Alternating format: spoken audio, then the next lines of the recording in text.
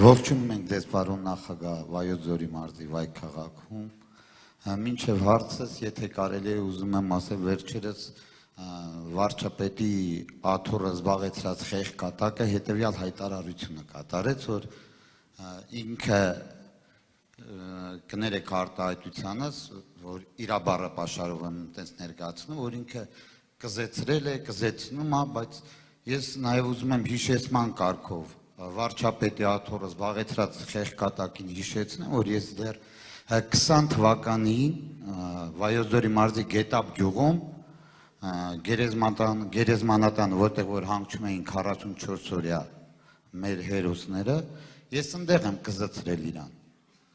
Դեռ 20 թվականին,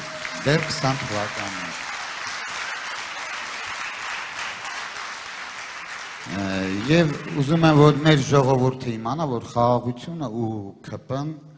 շատ տարբեր բաներ են, որովհետև շատ մարդիկ չեն գիտակցում ՔՊ։ ՔՊ նշանակում է քանդել պետությունը, եւ մարդիկ դա արեցին, հենց իրենց անվան համապատասխան, եւ վերջում հարցս հետեւյալն է, պարոն նախագահ, կապված եկամտների հայտարարման հետ կապված, որ սառեցրել են ընտրությունների հետ կապված, ուզում եմ հասկանալ, նախ համոզված եմ, որ ամսի 7-ին համար 17-ը կգա իշխանության, իսկ իշխանության գալուց հետո ինչպես է վերաբերում մեզ հարցին։ Շնորհակալություն։ Մենք հայտարարել ենք եւ դեմ ենք համընդհանուր հայտարարման։ Անիմաստ գործը։ Պարտադիր հայտարարում պետք է լինի բոլոր պետական պաշտոնյաների համար։ Պետական հիմնարկներում աշխատողների համար սրա հետ խնդիր չկա, սա ճիշտ է։ Բայց դնել այդ բեռը մարդկանց վրա,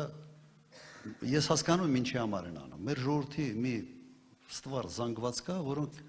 իրենց բարեկամներից գումարներ են ստանում Ռուսաստանից եւ ամբողջ նպատակը սկզբից գույքագրել այդ ամենը, հետո մի օր սենց են անելու հարկման տակ դնել։ Ասելու են դու եկամուտ ես ստացել։ Դա եկամուտ չի, այդ մարդը Ռուսաստանում աշխատելուց եկամուտը արդեն ինքը եկամուտը ստացել է, եկամտահարկը այնտեղ տվել է, գումար ուղարկում իր հարազատներին։ Դու այստեղ ես հարկում, այդ ինչ կրկնակի հարկում է։ Պատճառը դա է։ Հրաժարվելու ենք, չենք անելու մարդկանց լրացուցիչ բեռի տակ երբեք չենք դնելու եւ չենք արել։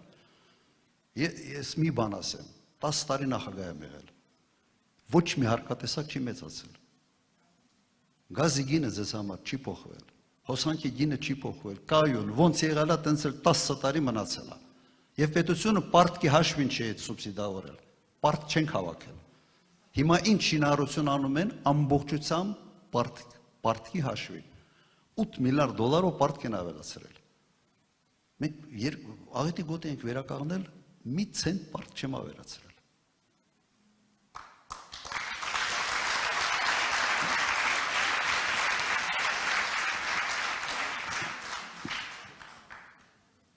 Նախագահ հարգանքներս Աննես Հովանեսը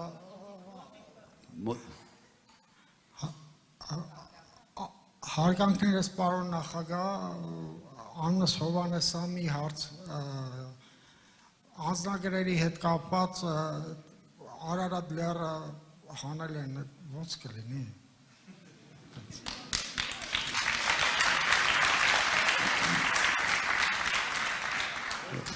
Որ այս ամենը արդար լիներ, իհարկե իրենք պիտի սկսեին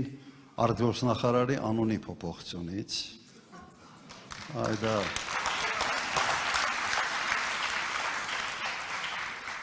հետ ենք պտտացնելու։ Մի քիչ լարաշից ծախս են ստելու պետության համար, բայց այդ ծախսը արժե անել։ Այդ ծախսը արժե անել ու այդ ծախսը, այսպես ասենք, կարող ենք հանգիստ անել ոչ թե բյուջեի հաշվին։ Կարծում եմ մենք բարերարներ կգտնենք, որոնք հատուկ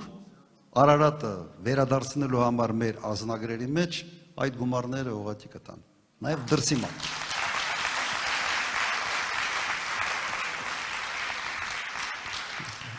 Նայեք, երբ որ ծախսերից ենք խոսում, ես կառաջարկեի հետևյալ, նաև լրագրողներ կան այստեղ, ուղղակի հետաքննություն անեն, թե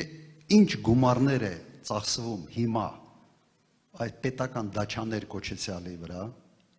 կոնկրետ Նիկոլ Փաշինյանի կեցությունը ապահովելու վրա, ինչ գումարներ է ծախսում ՊՊՑ-ի Նիկոլ Փաշինյանի